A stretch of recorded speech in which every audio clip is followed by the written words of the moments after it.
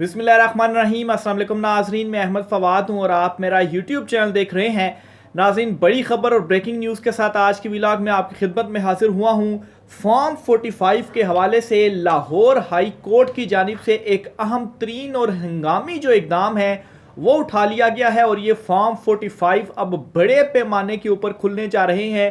अहम तरीन और एक्सक्लूसिव डिटेल्स इस हवाले से मैं आपके साथ शेयर करूंगा। अहम तरीन जो नोटिस है वो भी लाहौर हाई कोर्ट ने इसी मामले के ऊपर जारी कर दिया है। तफसीलात आपके साथ में शेयर करूंगा। दूसरे नंबर पर नाजरीन, सुप्रीम कोर्ट ऑफ पाकिस्तान के मजीद 5 जजिस को जो लेटर है धमकी आमेज वो मिला है। अब मामला ये है कि आखिर ये रोज ब रोज जो लेटर्स हैं वो धमकी आमेज सामने क्यों आ रहे हैं और जजिस को क्यों भेजे जा रहे हैं। नाजरीन, असल मसला ये है, असल मामला ये है कि जो 6 जजिस ने लेटर लिखकर बहुत सारी चीज़ों को एक्सपोज किया और उस मामले को मट्टी डालने के लिए कमीशन बनाया गया, लेकिन उसके बावजूद भी मट्टी नहीं डाली जा सकी। तो असल में ये जो लेटर्स सामने आ रहे हैं, इन लेटर्स से वो जो 6 लेटर्स थे उन लेटर्स को काउंटर करना या उस मामले को दबाने के मुतरादिफ है। कैसे जी, कुछ अहम तरीन और एक्सक्लूसिव तफसीलात इस वाले से भी आपके साथ मैंने शेयर करनी है। और बिल आखिर 11 दिन के बाद आखिर पाकिस्तान बार जाग गई है और इस अहम तरीन इशू के ऊपर जो 6 जजिस ने लेटर लिखा था उन्होंने अपना एलामिया जारी कर दिया है। इस एलामिया में भी बड़ी हैरान कुन चीज़ें मौजूद हैं, वो हैरान कुन चीज़ें भी आपके साथ में शेयर करूँगा। सबसे पहले तो नाज़रीन, लाहौर हाई कोर्ट की जो बड़ी खबर है वो आपके साथ में शेयर करता चलूँ तो मामला कुछ यूँ है कि फॉर्म 45 को लेकर पाकिस्तान तहरीक इंसाफ की जानिब से या जो उनके आज़ाद उम्मीदवार थे उन्होंने इलेक्शन ट्रिब्यूनल से रुजू करना था, लेकिन अभी तक जो इलेक्शन ट्रिब्यूनल्स कायम किए गए थे या जो इलेक्शन ट्रिब्यूनल्स में जो दरखास्तें गई थी या इवन के जो जजिस तैनात थे वो सिर्फ और सिर्फ 2 थे। लाहौर हाई कोर्ट की हद तक मैं बात कर रहा हूँ। और वो जो 2 जजिस थे वो कितना तेज़ मामलात को चला सकते थे और कोई ख़ास जो अपडेट थी वो लाहौर हाई कोर्ट से इस मामले के ऊपर सामने नहीं आ रही थी काफ़ी टाइम तक। लेकिन गुज़श्ता 2-3 दिनों से लाहौर हाई कोर्ट में भी और दीगर कोर्ट्स वगैरह में भी फॉर्म 45 के मामले को लेकर जो PTI ने उठाया हुआ है और जो इलेक्शन कमीशन ऑफ पाकिस्तान ने कुछ स्टेप्स लिए थे, दोबारा गिनती और PTI से नशिस्तें वापस लेना, इस पर कुछ नशिस्तों के ऊपर जो कामयाबी के नोटिफिकेशन है वो मुअत्तल हो चुके हैं। बहरहाल अब लाहौर हाई कोर्ट ने बड़ा इकदाम ये किया है कि 6 मजीद जजिस हैं जो कि इलेक्शन ट्रिब्यूनल में उन्होंने तैनात किए हैं, 2 पहले के और 6 मजीद कर दिए हैं और कुल 8 जजिस होंगे जो कि अब इलेक्शन ट्रिब्यूनल्स में ये जो फॉर्म 45 वाला मामला जो PTI लेकर जा रही है इस मामले को अब वो सुनेंगे।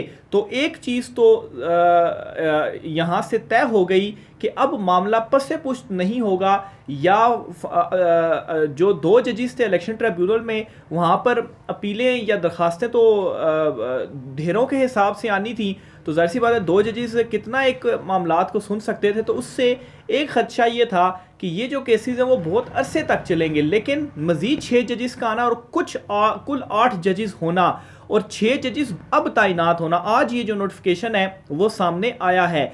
और जब इलेक्शंस हो चुके थे, इलेक्शंस के बाद ट्रिब्यूनल्स कायम किए गए थे तो उस वक्त सिर्फ 2 जजिस रखे गए थे, उस वक्त भी 8 रखे जा सकते थे, लेकिन अब मजीद 6 ऐड करना, तो इसका मतलब साफ जाहिर है कि ये मामला अब स्पीड अप होगा। उन 6 जजिस जो कि मजीद ऐडअप हुए हैं, नाम भी मैं आपके सामने रखता हूँ और इन जजिस के हवाले से ये कहा जा रहा है क्योंकि सवालात बहुत थे अदलिया के हवाले से भी कि क्या अदलिया के जो जजिस हैं वो कोई रिलीफ दे पाएंगे या नहीं दे पाएंगे, लेकिन इन जजिस के हवाले से कहा जा रहा है कि यहाँ से जो मामला है वो गोल होने जा रहा है और फिर उसके बाद हुकूमत का अपना जो रवैया है, अपने लोग उनके हुकूमत से भाग रहे हैं। तो और फिर दूसरी साइड पर अगर इमरान खान को देखा जाए तो इमरान खान साहब भी डटे हुए हैं, मुसलसल उन्हें मैसेजेस भेजे जा रहे हैं, लेकिन अब तो बल्कि मिन्नत तरलों के ऊपर आ गए हैं, लेकिन खान जो है वो डटा हुआ है। तो जाहिर सी बात है जो मामला तब्दील होने हैं वो यहीं से ही तब्दील होने हैं। मैंडेट कैसे इमरान खान साहब को मिलेगा? ऐसे ही मिलेगा कि जो नशिस्तें हैं वो इमरान खान साहब को वापस दी जाएं। बहरहाल उन 6 जजिस में जस्टिस शाहिद करीम, जस्टिस चौधरी मोहम्मद इकबाल, जस्टिस अनवार हुसैन, जस्टिस आसिम हफीज़, जस्टिस राहील खुरम, जस्टिस विकास राउफ जो हैं ये वो 6 जजेस हैं जो कि मज़ीद एडअप हुए। इससे पहले 2 और थे और अब कुल इनकी जो तादाद है वो 8 हो गई है। और लाहौर हाई कोर्ट में पंजाब की हद तक जो मामलात हैं वो देखे जाएंगे इलेक्शन ट्रिब्यूनल्स के, और ज़्यादातर जो इलेक्शन ट्रिब्यूनल्स में अपीलें जानी हैं वो पंजाब की हद तक ही जानी है, क्योंकि केपी में तो खान साहब ऑलरेडी अपनी हुकूमत बना चुके हैं। सिंध और बलूचिस्तान में जो है वो पीपल्स पार्टी, और बलूचिस्तान में तो जो है वो एक मखलूत टाइप की ही अलहदा की किस्म की ही जो हुकूमत है, और असल मसला जो पड़ा हुआ था वो पंजाब में पड़ा था। तो पंजाब की हद तक लाहौर हाई कोर्ट का ये जो इक़दाम है वो लाजमी इस तरह का इक़दाम होना ही होना चाहिए था। तो बहरहाल एक तो ये अपडेट है, एक अच्छी खबर भी है पाकिस्तान तहरीक इंसाफ के लिए। दूसरे नंबर पर नाजरीन, ये जो लेटर्स का सिलसिला इस वक्त धमकी आमेज़ लेटर्स जो है वो जजेस को मिल रहे हैं, तो आज मज़ीद 5 लेटर्स सामने आए हैं जो कि सुप्रीम कोर्ट के 5 जजेस को मिले हैं। इनमें जस्टिस आयशा मलिक हैं, जस्टिस इरफान सादात हैं, जस्टिस मोहम्मद अली मज़हर हैं, जस्टिस अजहर हसन रिजवी हैं और जस्टिस मुनीब अख्तर हैं। इन 5 जजेस को भी वही जो लेटर्स हैं सेम नोयत के वो आज मिले हैं, और उसमें कहा जा रहा है जी कि सेम ही डे में वो पोस्ट हो गए थे, लेकिन वो पहुंचाने में 1-2 रोज़ जो है वो ऊपर नीचे हो जाते हैं। तो बहरहाल ये सुप्रीम कोर्ट ऑफ जजेस के मज़ीद 5 जजेस को ये जो लेटर है वो मौसूल हुए हैं। अब इसमें नाज़रीन थोड़ा सा चीज़ों को अंडरस्टैंड करने की ज़रूरत है, और थोड़ा सा कुछ जो डॉट्स हैं उनको कनेक्ट करने की ज़रूरत है, और ये देखने की ज़रूरत है कि ये जो लेटर्स धमकियाँ में इस लेटर वाला मामला सामने आया है, इस मामले के सामने आने के बाद कौन सा ऐसा मामला था जिसके ऊपर अफेक्ट हुआ है। अब गौर किया होगा आपने, मेन स्ट्रीम मीडिया में भी, अखबारात में भी, इवन के यूट्यूब के ऊपर भी जब ये धमकी अमेज़ लेटर वाला मामला सामने आया तो असल जो मुद्दा था 6 जजेस का लेटर जो कि सुप्रीम जुडिशल काउंसिल को लिखा गया और उस पर मिट्टी पाओ के लिए जो इंक्वायरी कमीशन बनाया गया लेकिन वो कामयाब नहीं हो सका, वो सारा जो मामला था पसे पुश्त चला गया और मेन हेडलाइंस इन जजेस को धमकी अमेज़ खतूत जो मिल रहे हैं इनकी लगना शुरू हो गई और इनके हवाले से जो डिस्कशन थी वो शुरू हो गई। और इस तरह से एक तासुर भी बनाया गया कि ये सिर्फ उन जजेस को नहीं मिल रहा जिनके हवाले से अगर आप ये कहें जी कि सब ये मानते हैं कि ये आज़ाद जजेस हैं, बल्कि ये और भी बहुत सारे जजेस को मिल रहा है। इवन के इस वक्त चीफ जस्टिस कादिर फैज़ ईसा साहब के ऊपर क्रिटिसिज्म हो रहा है तो उनको भी ये जो लेटर है वो मिल रहा है, या उनके हम ख्याल तस्वुर किए जाने वाले जो जजेस हैं उनको भी ये जो लेटर है वो मिल रहे हैं।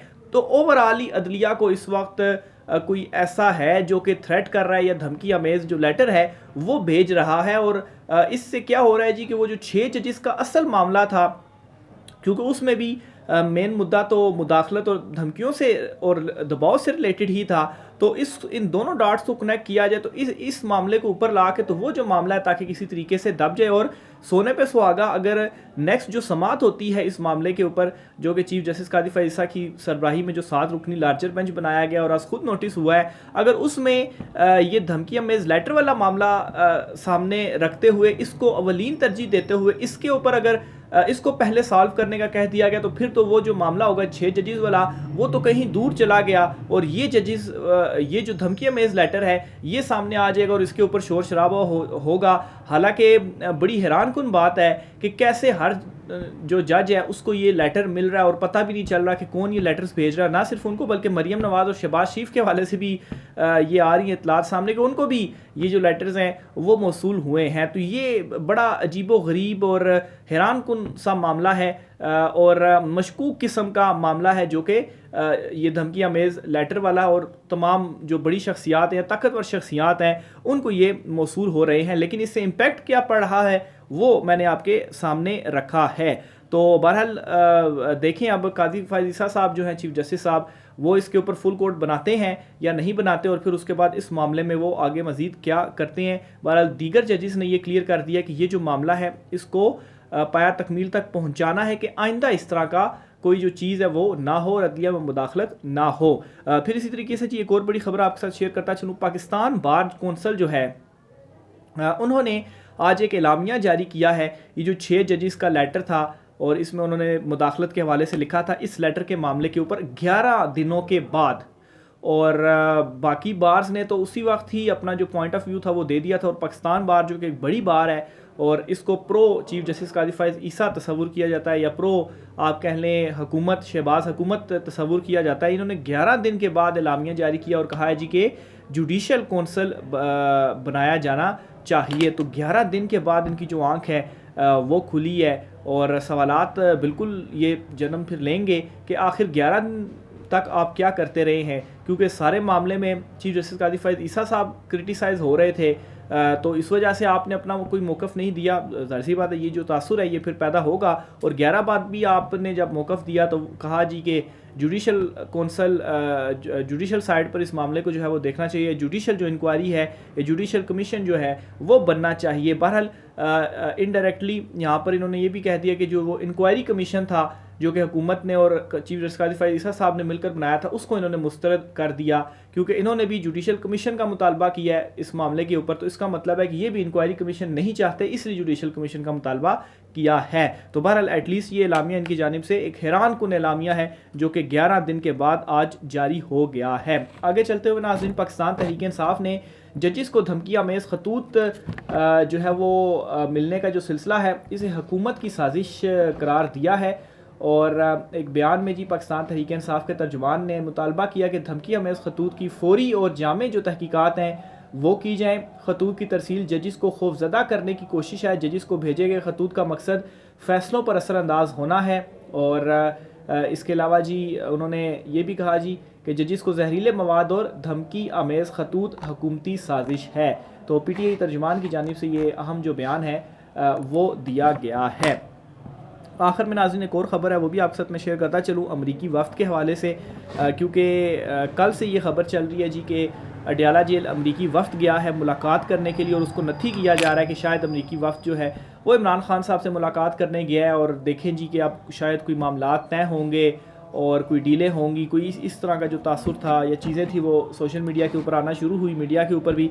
तो बहरहाल जी इस हवाले से आपको बताता चलूँ कि जो अमरीकी वफ़द है वो इमरान खान साहब से मुलाकात करने के लिए नहीं गया था। वो असल में ज़ाहिर जाफ़िर जो हैं, वो जो एक मर्डर हुआ था इस्लामाबाद में, ज़ाहिर जाफ़िर जो मुकदमा था काफ़ी मशहूर भी हुआ, उसको मिलने के लिए अमरीकी वफ़द गया था। अडयाला ज़रूर गया था लेकिन अडयाला में ही चूँकि ज़ाहिर जाफ़िर है तो वहाँ पर उससे वो वफ़द मिलने गया था। अब उससे वो वफ़द क्यों मिलने गया, ये भी एक बड़ा सवाल है कि आखिर अमरीकी वफ़द का उससे क्या काम।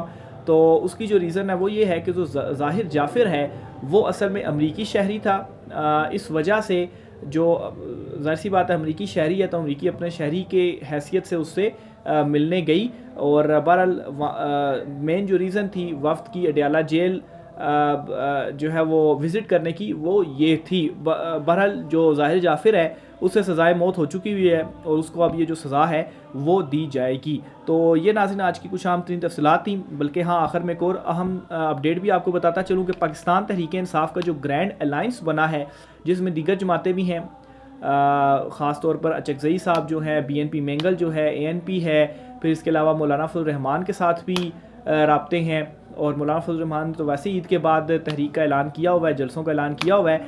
तो बहरहाल पाकिस्तान तहरीक इंसाफ के जो ग्रैंड अलाइंस है इसने पहला जलसा अपना अनाउंस कर दिया है और 13 अप्रैल को ये जलसा होने जा रहा है। तो आज 5 अप्रैल है और कुछ घंटों बाद जब ये व्लॉग में रिकॉर्ड कर रहा हूँ तो कुछ घंटों के बाद 6 अप्रैल हो जाएगी। तो एक हफ़्ते के बाद ये प्लान किया गया है, यानी कि ईद के फ़ौरी बाद या ईद के ही दिनों के अंदर ये जो जलसा है वो प्लान हुआ है। 13 अप्रैल की अभी तक जो तारीख़ है वो सामने आई है।